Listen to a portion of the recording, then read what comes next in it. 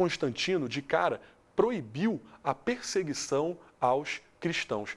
Além de proibir a perseguição aos cristãos, Constantino criou uma segunda capital para o Império Romano, chamada de Constantinopla, em homenagem ao fundador Constantino. Constantinopla é a atual Istambul e estava sentindo menos os efeitos da crise da carência de escravos. Depois de Constantino, nós temos as tentativas de reformas agora de Teodósio, do imperador Teodósio. Teodósio adotou o cristianismo como religião oficial do Império Romano. Além disso, Teodósio procedeu à divisão do Império Romano em duas partes.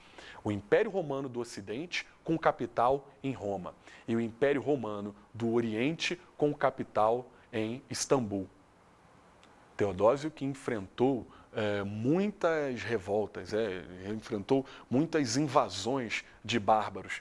Bem, os bárbaros que começam a invadir principalmente o Império Romano do Ocidente, em busca de terras férteis, em busca das riquezas de Roma. O Império Romano do Ocidente sucumbe no governo de Rômulo Augusto, em 476 d.C. Bem, o Império Romano do Oriente ainda resistiu mais tempo, hein? As invasões dos bárbaros, ostrogodos, visigodos e outros lombardos e outras tribos. O Império Romano do Oriente, mais tarde conhecido como o Império Bizantino, acabou durando até 1453, quando foi invadido pelos turco-otomanos. Mas isso é outra videoaula, deixa pra lá. Bem, embora finalizado, o Império Romano do Ocidente trouxe um legado cultural muito importante para a formação da sociedade e da cultura ocidental. Por exemplo, a questão do direito, o direito civil, o direito público implantado em Roma, em boa parte é a base do nosso direito atual. E eu não quero nem falar na questão linguística, afinal, somos latino-americanos e isso deve te fornecer alguma pista, né? E por que não falarmos sobre a mitologia romana, que, embora em desuso, influencia escultores, artistas, até os nossos dias. Importante citar. Por que não falar na ira de Júpiter, Zeus, para os gregos?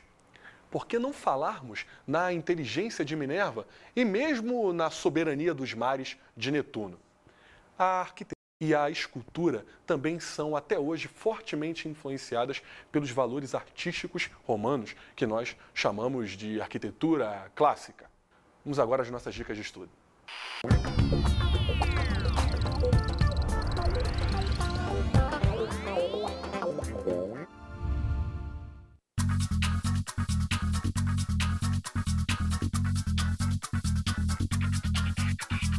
As nossas dicas de estudo são o filme Asterix e Obelix. Bem, nós falamos sobre ele, o filme narra a campanha que Júlio César empreendeu para conquistar os gauleses. É uma boa dica, hein?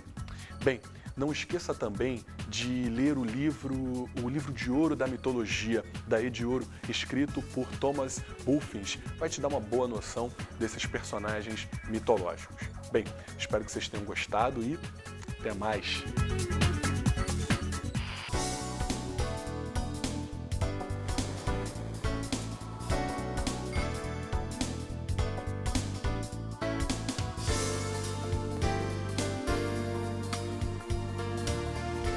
Na aula de hoje, estudamos a Roma Antiga. Conhecemos a organização da sociedade. A sociedade romana, fortemente hierarquizada, era controlada pelos patrícios, que controlavam os cargos políticos. Na parte intermediária, nós tínhamos os plebeus e também tínhamos na base os escravos, a base da economia e da produção romana. Vimos a monarquia romana. Na monarquia romana, nós tínhamos o rei controlando o governo, controlando o exército, mas também nós tínhamos o Senado, formado pelo patriciado, e a plebe estava excluída da participação política. Observamos a República Romana. Durante a República, nós temos, por exemplo, a expansão de Roma dominando a Península Itálica. Além disso, temos as guerras púnicas contra os cartagineses, onde os romanos passaram a exercer o domínio sobre o Mediterrâneo. E não esqueçamos, é claro, das revoltas de Tibério e de Caio Graco a favor da reforma agrária. E falamos do Império Romano, 1 a.C., 3 depois de Cristo. Se no Império Roma atinge o seu auge dominando praticamente toda a área em volta do Mediterrâneo, é exatamente no Império que as invasões bárbaras vão acabar com a parte ocidental do Império Romano, embora a parte oriental perdure até 1453.